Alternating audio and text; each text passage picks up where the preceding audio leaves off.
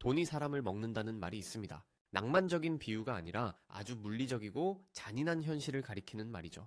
여러분은 사채라고 하면 어떤 이미지가 떠오르시나요? 영화 범죄도시에 나오는 장첸 같은 조폭? 물론 그런 폭력적인 이미지도 있지만 사채업의 진짜 공포는 겉으로 보이는 주먹이 아니라 그 이면에 숨겨진 교묘한 역사와 국경을 넘나드는 자본의 이동 경로, 그리고 수학적으로 설계된 착취 시스템에 있습니다. 오늘은 단순히 돈 빌려주고 이자 받는 수준의 이야기를 넘어서 우리나라와 일본의 경제사를 관통하는 이 검은 돈의 거대한 뿌리를 아주 깊고 집요하게 파헤쳐 보려고 합니다. 특히 왜 한국 사채 시장에 일본계 자본이 그토록 많이 들어왔는지, 그리고 역사적으로 두 나라는 사채를 어떻게 다루어 왔는지 그 소름 끼치는 연결고리를 추적해 보겠습니다. 준비되셨나요? 자본주의의 가장 어두운 그림자 속으로 들어갑니다. 아주 오래전 일본의 에도 시대로 돌려보겠습니다. 혹시 자토라는 말을 들어보셨나요? 당시 일본에서 맹인, 즉 앞이 보이지 않는 분들을 일컫는 말이었습니다. 그런데 에도 막부는 사회적 약자인 이 맹인들에게 아주 기이하고도 특별한 권한을 하나 부여합니다. 바로 관의 돈을 빌려줄 수 있는 대부업 면허였습니다. 막부가 맹인들의 조합에 자금을 대주면 맹인들은 그 돈을 일반 서민이나 하급 무사들에게 아주 높은 이자로 빌려주며 생계를 유지하게 한 것이죠. 일종의 복지 정책을 가장한 고리대금 시스템이었습니다. 이게 왜 무서운 시스템이었냐면 채무자가 돈을 갚지 않을 때 벌어지는 일 때문입니다. 만약 누군가 맹인의 돈을 떼먹거나 맹인을 모욕하면 맹인 조합원 수백 명이 그 채무자의 집으로 몰려갑니다. 그리고 밤낮을 가리지 않고 지팡이로 땅을 두드리고 기괴한 소리를 지르며 저주를 퍼붓습니다. 사무라이가 칼을 차고 다니던 시절이었지만 사회적 약자인 맹인을 칼로 베면 그 사무라이는 불명예를 안고 할복해야 했기에 천하의 사무라이들도 이 자토의 돈만큼은 벌벌 떨며 갚았다고 합니다. 일본 사채업의 DNA에는 이처럼 권력의 비호와 집단적인 심리 압박이라는 유전자가 아주 오래전부터 깊이 박혀 있었던 겁니다. 이러한 일본의 대부업 역사는 현대에 들어와 사라킨이라는 괴물을 탄생시킵니다. 셀러리맨과 금융을 합친 말인데 1960년대와 70년대 일본 경제가 미친 듯이 성장할 때 등장했습니다. 당시 일본 은행들은 기업들에게 돈을 대주느라 바빠서 일반 직장인들에게는 대출을 잘 해주지 않았습니다. 이 틈새를 파고든 게 사라킨입니다. 그들은 보증인 없이, 담보 없이 직장만 있으면 빌려줍니다 라는 슬로건을 내걸고 폭발적으로 성장했습니다. 그런데 여기서 일본 대부업의 핵심이자 훗날 한국 시장을 초토화시키는 결정적인 개념이 등장합니다. 바로 그레이존 금리는입니다. 이게 아주 교묘합니다. 당시 일본 법에는 이자 제한법상 상한금리가 연 15에서 20% 정도였습니다. 그런데 이 법을 어겨도 처벌 조항이 없었습니다. 반면 형사처벌을 받는 출자법상 상한금리는 무려 연 29.2%였습니다. 즉 20%는 넘지만 29.2%는 안 넘는 그 사이 회색 지대가 존재했던 겁니다. 일본 대부업체들은 이 법의 맹점을 파고들어 합법적으로 연 29%의 고금리 장사를 하며 천문학적인 돈을 벌어들였습니다. 이 시기 일본에서는 빚을 갚지 못한 사람들이 야반도주를 하거나 그 유명한 주카이 숲으로 들어가 스스로 목숨을 끊는 일이 사회적 문제로 대두될 정도였습니다. 결국 2000년대 중반 일본 사회가 뒤집어집니다. 바이 때문에 세상을 떠나는 사람이 너무 많아지자 일본 최고재판소가 칼을 빼듭니다.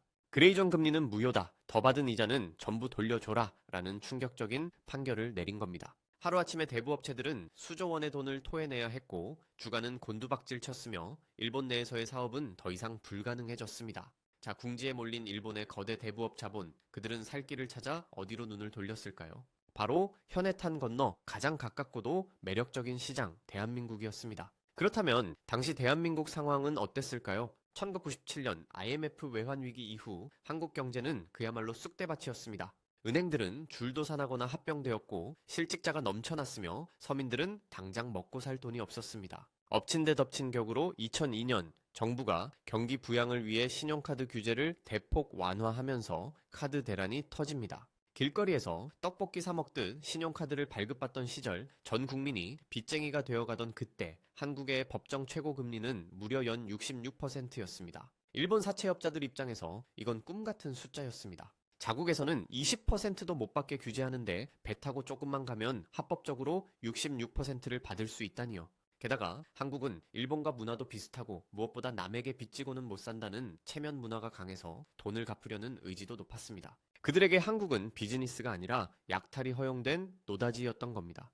그렇게 2000년대 초반 우리가 이름만 대면 아는 러시앤캐시, 산화머니 같은 일본계 대부업체들이 한국 시장을 맹폭격하기 시작합니다. 기억나십니까? TV만 틀면 나오던 그 중독성 강한 CM송들. 귀여운 콩팥 모양 인형이 춤을 추고 넥타이맨 무대리가 나와서 걱정 마세요라며 웃던 그 광고들. 그 친근하고 귀여운 이미지 뒤에는 일본에서 건너온 고도화된 추심 기법과 무시무시한 고금리가 숨겨져 있었습니다. 당시 일본계 자금은 한국 대부업 시장의 50% 이상을 장악했습니다. 그들은 일본에서 연 2.3%의 싼 이자로 돈을 빌려와서 한국 서민들에게 연 60%, 나중에는 40%대의 고금리로 빌려주며 그야말로 앉아서 돈을 복사하는 수준의 이익을 챙겨 일본으로 가져갔습니다. 우리가 무심코 썼던 급전이 사실은 일본 대부업의 역사적 몰락과 한국의 경제 위기가 맞물려 만들어낸 비극적인 산물이었던 셈입니다. 그렇다면 우리나라는 원래 이런 사채의 역사가 없었을까요?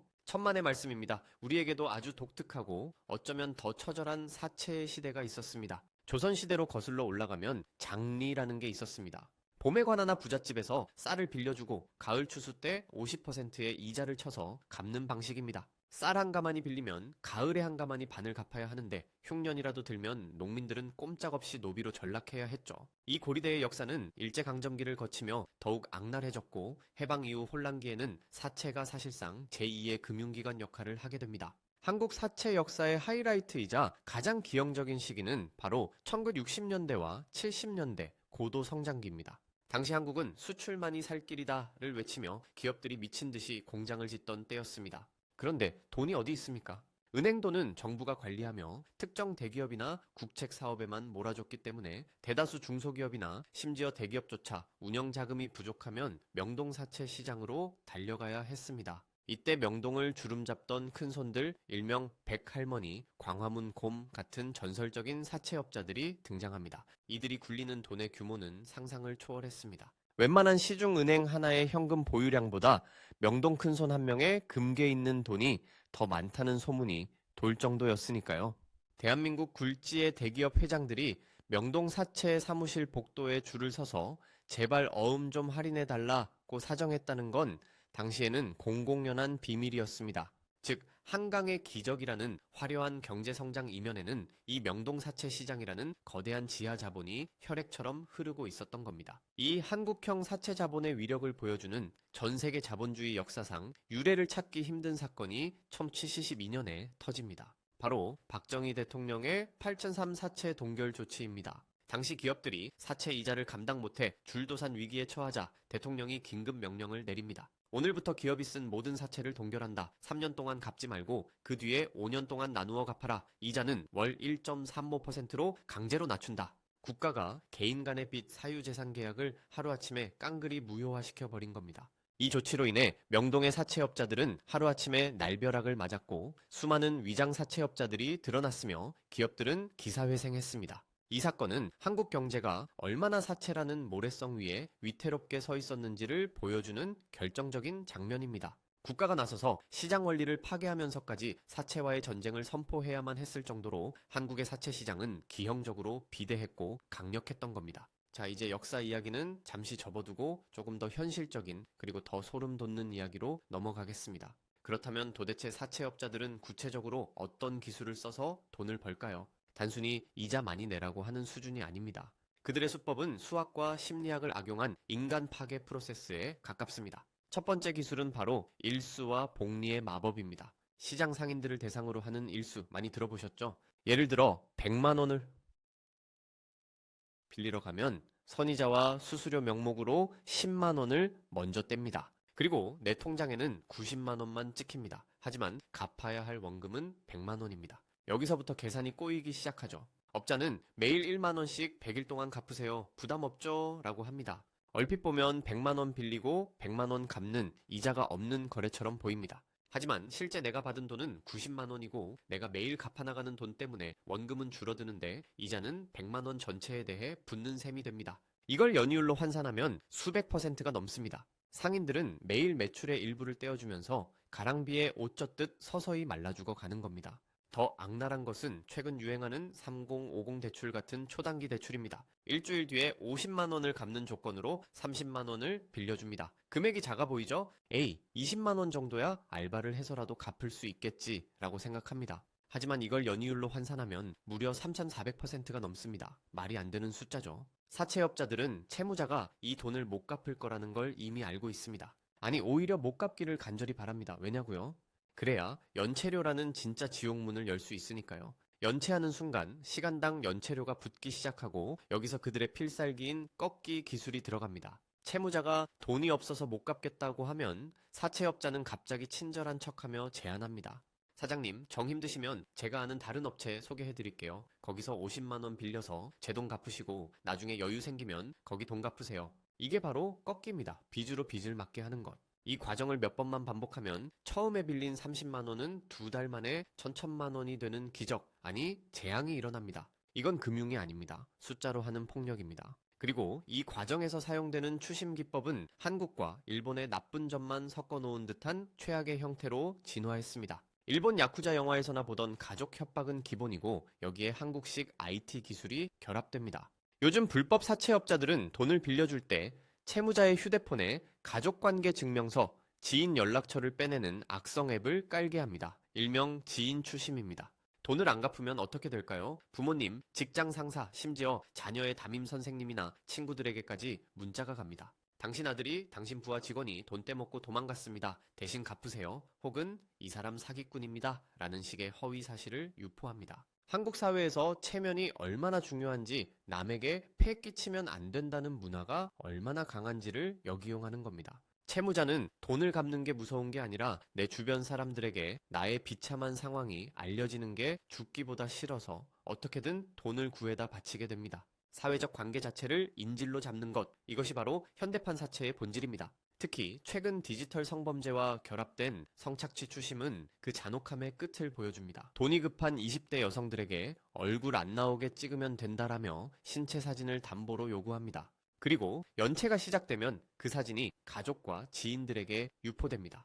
피해자는 신고도 못하고 사채업자가 시키는 대로 끌려다니는 노예가 되어버립니다. 이건 단순한 금융거래가 아니라 한 사람의 영혼을 파괴하는 행위입니다. 그런데도 왜 이 시장은 사라지지 않을까요? 최근 한국 정부가 법정 최고 금리를 50%까지 낮추면서 사나머니 같은 일본계 대형 업체들은 수익이 안 난다며 한국 시장에서 철수하거나 신규 대출을 중단했습니다. 그러면 사채 시장이 깨끗해졌을까요? 안타깝게도 풍선 효과가 발생했습니다. 제도권 대부업체들이 문을 닫자 신용등급이 낮은 사람들은 갈 곳을 잃었고 결국 더 음습하고 규제도 받지 않는 불법 사채 시장으로 밀려난 겁니다. 트위터나 텔레그램 같은 익명 SNS 뒤에 숨은 실체도 없는 개인 돈 업자들이 그 빈자리를 채우며 더욱 악랄하게 서민들을 옥죄고 있습니다. 우리는 흔히 안 빌리면 그만 아니냐, 사치불이다, 빚진 거 아니냐 라고 쉽게 말합니다.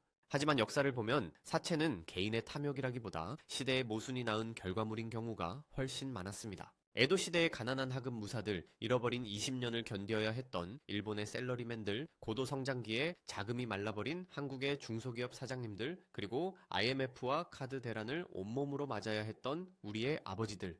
그들은 모두 시스템이 보호해주지 못하는 경계선 위에서 생존을 위해 독이 든 성배를 마셔야 했습니다. 한국과 일본, 이 가깝고도 먼 두 나라는 사채 시장에서도 서로 영향을 주고받으며 기형적인 생태계를 만들어 왔습니다. 일본의 잉여 자본이 한국의 고금리를 찾아 흘러들어왔고 한국의 경제 위기는 그 자본에게 풍성한 먹잇감을 제공했죠. 지금도 강남의 화려한 빌딩 숲 뒤편 혹은 여러분의 스마트폰 속 텔레그램이라는 디지털 뒷골목에는 여전히 그 검은 돈의 역사가 흐르고 있습니다. 누군가의 절박함을 담보로 막대한 부를 쌓아 올리는 이 시스템은 자본주의가 존재하는 한 아마 영원히 사라지지 않을지도 모릅니다. 하지만 적어도 우리가 그들이 쳐놓은 덫의 구조와 그 뒤에 숨겨진 끈질긴 역사를 안다면 그 늪에 빠지지 않도록 경계하고 혹시라도 빠진 이웃을 이해하는 눈을 가질 수는 있지 않을까요? 돈은 차갑습니다. 하지만 그 돈이 흐르는 역사에는 언제나 사람의 피와 눈물이 묻어 있습니다. 사채업의 역사와 그들이 돈을 버는 잔혹한 메커니즘, 이것을 이해하는 것은 단순한 경제 지식을 쌓는 것이 아니라 자본의 맹수들이 우글거리는 이 정글 같은 시대를 살아남기 위한 필수적인 생존 지식일지도 모릅니다. 부디 여러분의 삶에는 이 지식이 그저 흥미로운 이야기로만 남기를 바라며 오늘 이야기를 마칩니다. 소름 돋는 경제학이었습니다.